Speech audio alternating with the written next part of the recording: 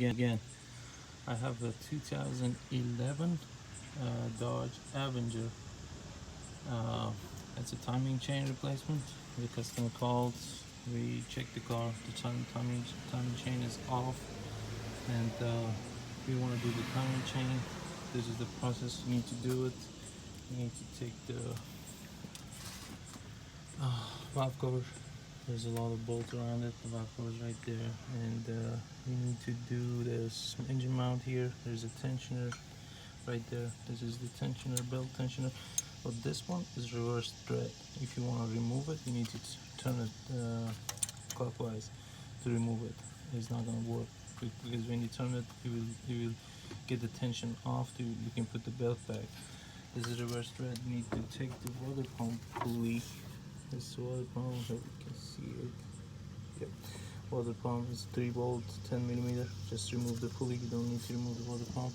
There's another tensioner back there. There's another engine bracket here. You need to remove. There's a 4 volt. Remove that one. You need to be able to take the cover off of this. You need to remove the power steering pump. This power steering pressure line. I'll remove it. It's here, and there's a plug tensioner. You need to remove the whole tensioner assembly. There's 2 bolts, one on the bottom, one on the top. Remove that one to have access to this bolt, the 10 millimeter bolt. Otherwise, you can't take it out. Another thing you need to remove it. This is the bracket. It's holds the AC compressor. It's right there. There's a couple bolts underneath it. You need to remove it. There's a 12 volt and 10 millimeter. This is 10, this is 12, this is 12, this is 12, this is 10, this is 10, this is 10. You need to remove all of them because there is those bolts holding the timing cover. See, you need to remove them to be able to remove the timing cover.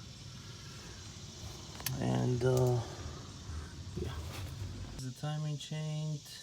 There's a new one. Put it on. This is 2. You see the sign right there.